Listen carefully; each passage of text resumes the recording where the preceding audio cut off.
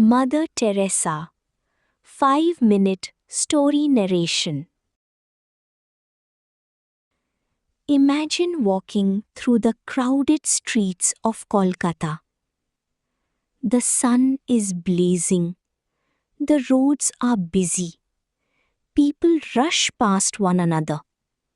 But in a corner of the street, an old man lies hungry and sick. Hundreds of people pass by, yet nobody stops. Then a small woman in a simple white sari with blue borders kneels beside him. She gently holds his hand. That woman was Mother Teresa. Her story began far away from India in 1910. She was born as Anjes Gonche Bojakshiu in a small city called Skopje. Even as a young girl, she dreamed of helping others. While other children were thinking about their future careers, she was thinking about how she could serve God and humanity. At the age of 18, she left her family and joined a religious order. Soon, she traveled thousands of kilometers to India, a country that would become her home forever. She became a teacher in a school in Kolkata. The students loved her.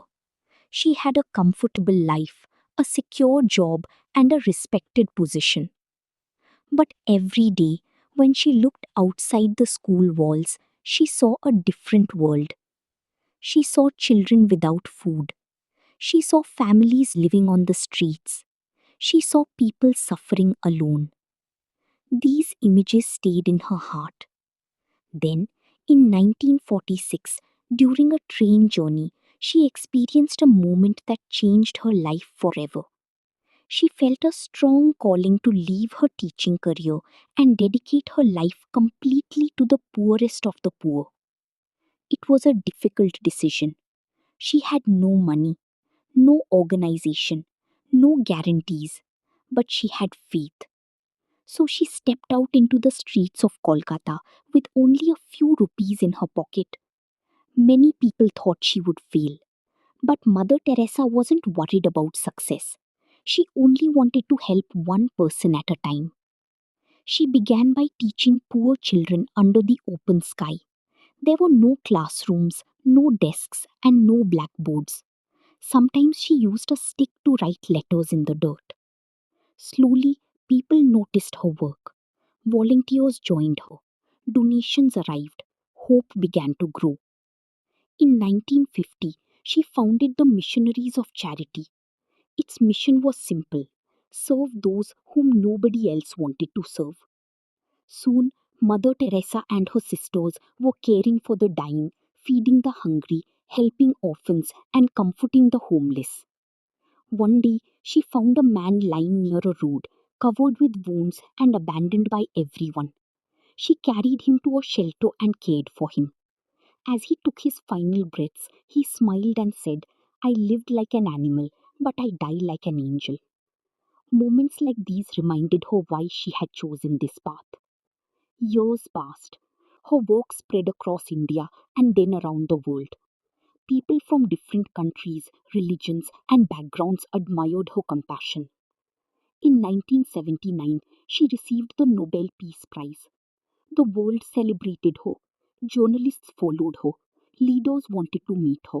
But Mother Teresa remained humble. She believed every human life was precious. When asked how she managed to help so many people, she replied, "If you can't feed 100 people, then feed just one." Those simple words carried a powerful message. You don't have to change the entire world. You only need to make a difference in one person's life. Mother Teresa continued serving the poor until her final days. On September 5, 1997, she passed away in Kolkata. The world mourned, but her mission did not end. Today, the missionaries of charity continue their work in many countries, helping the poor, the sick, and the forgotten. Mother Teresa left behind no fortune, no palace, no great possessions. Instead, she left something far more valuable: a lesson that kindness is one of the greatest powers in the world. And perhaps that is why, even today, decades after her death, her story continues to inspire millions. Because Mother Teresa showed us that the smallest act of love can become a light in someone's darkest moment. And sometimes that light can change the world. Love Radio Street.